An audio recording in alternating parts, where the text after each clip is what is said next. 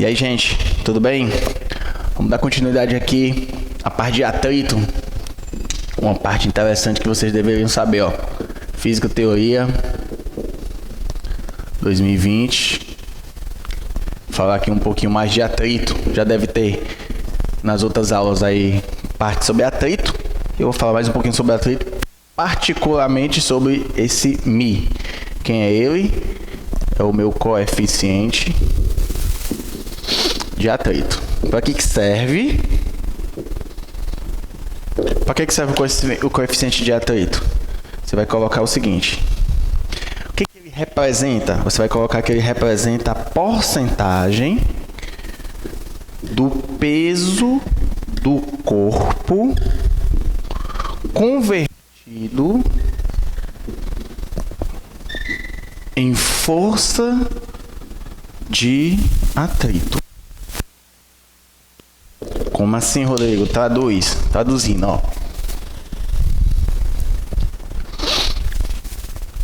Imagina só que tu tem uma superfície, aqui um corpinho, e ele tem 2 quilos. Essa superfície esse corpo tem contato com a superfície, e a questão fala que o μ dele é 0,4. 0,4. Como é que tu calcula sem precisar ir atrás da fórmula? Da seguinte forma. Superfície horizontal, viu? Superfície horizontal. Segundo o que eu disse, o que é o μ? É a porcentagem do peso do corpo convertida em força de atrito. Então, se eu quiser saber o valor da força de atrito, essa força aqui, ó, Fat. Se eu quiser saber esse Fat, como é que eu faço? Eu olho para o μ. 0,4 significa o quê? Isso aqui significa, em matemática, 40%. Por que o μ, Rodrigo, representa a porcentagem? Porque o μ é uma grandeza adimensional. Beleza? Então ele representa o quê? 40%. 40% de quê? Do peso do corpo. Esse corpo de 2 kg possui um peso. Um peso de 20 newtons. Um peso de 20 newtons. Então, vamos fazer o seguinte. Quanto equivale a minha força de atrito? É 40% de 20 newtons. Como é que eu calculo 40% de 20 newtons? Matematicamente falando, 40% de 20 newtons. Cancela 20 com 100 dá 5, cancela 5 com 40 dá 8. Então a resposta aqui vai dar quanto? 8 newtons. Então quanto equivale a força de atrito desse corpo com esse μ? 8 newtons. Então o que significa? Dos 20 newtons de peso, 8 é convertido em força de atrito para parar o corpo, para não deixar o corpo ir embora, entendeu?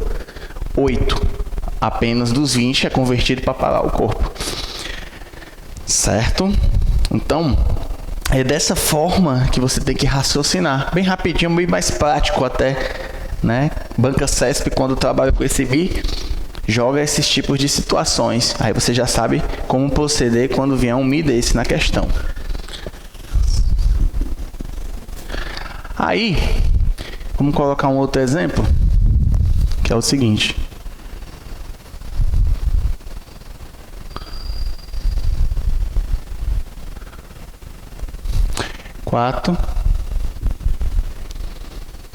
Então, um corpinho aqui, ó. 5. Força F. Vou dizer que o E é de 2. E tem um μ de 0,5. Tudo aqui 6.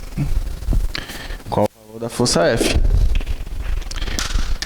Existe um coeficiente de atrito, certo? De 0,5. A aceleração do sistema é de 2 metros por segundo ao quadrado. E aí a questão está perguntando, assim, um exemplo, né? O valor da força F que puxa o sistema, né? Tem um fio, né? Aqui, fio. Olhou para uma questão dessa, vai lembrar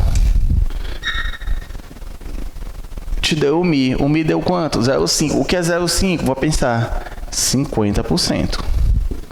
50% de quem? Do peso de cada bloco é convertido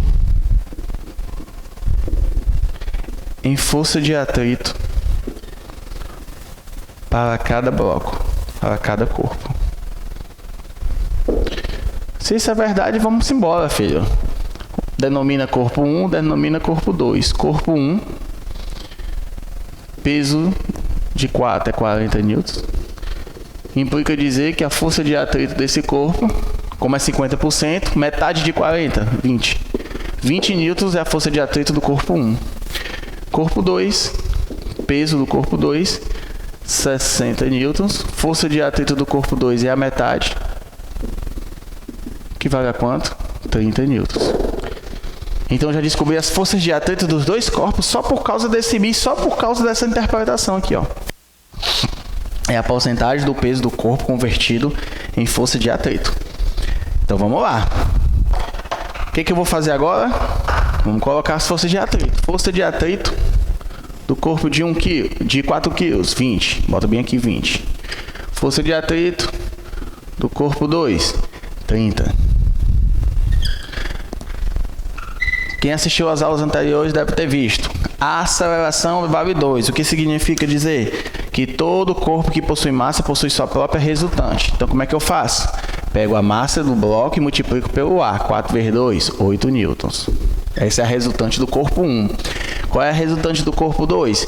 Pega a massa dele e multiplico pelo ar. 6 vezes 2, 12 newtons.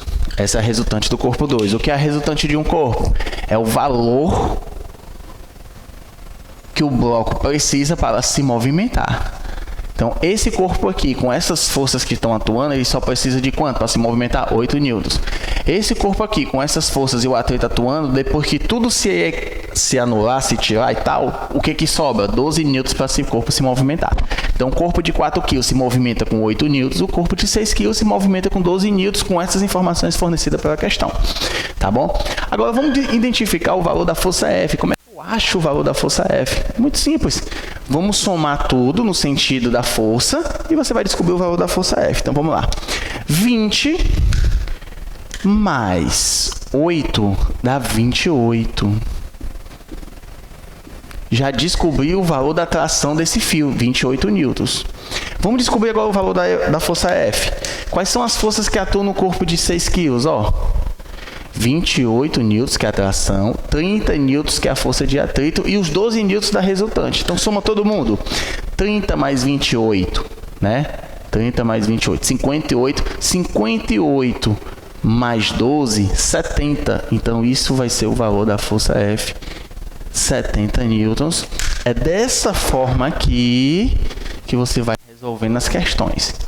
Por que é que, Rodrigo, que no 4 kg tu só pegou o 20 e o 8? Porque no 4 kg, o 20 e o 8 atuam no corpo de 4 kg para tu descobrir a tração, que é a força que está puxando 4 kg. Por que no corpo de 6 eu peguei a tração e o 30? Porque no corpo de 6 tem um fio preso ao 6, tem a força de atrito presa ao 6 e tem a força resultante dele em cima do 6. É por esse motivo que a gente soma todo mundo para encontrar o valor do F. Por que eu somo? Porque o sistema todo está a favor da força F. Se fosse o contrário, você ia o quê? Subtrair. Certo? Então, por aqui, a gente já deixa essa paradinha aí do atrito, certo? É um complemento das aulas que você já tem anteriormente, certo? Para aumentar ainda mais o raciocínio sobre o Mi.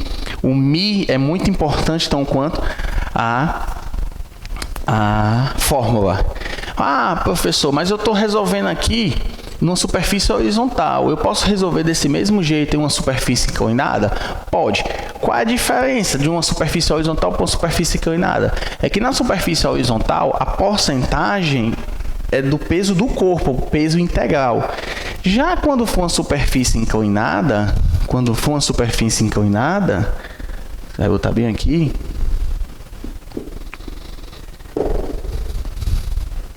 a porcentagem vai ser não sobre o peso, e sim sobre a componente do peso. E essa componente é o P cosseno. Tá aí. Tá explicado agora qual é a função. O peso do corpo é esse, ó, é a resultante. Só pegaria a porcentagem em cima do peso se fosse a superfície horizontal. Não é uma superfície horizontal. Então, tu vai pegar numa superfície inclinada a porcentagem sobre a componente do peso. Qual a componente? P cosseno. Tu calcula o P cosseno e depois calcula a porcentagem para que você realmente descubra a força de atrito que atua no corpo, tá bom? A gente fica por aqui. Aguarda aí os próximos partes e os próximos blocos. Valeu!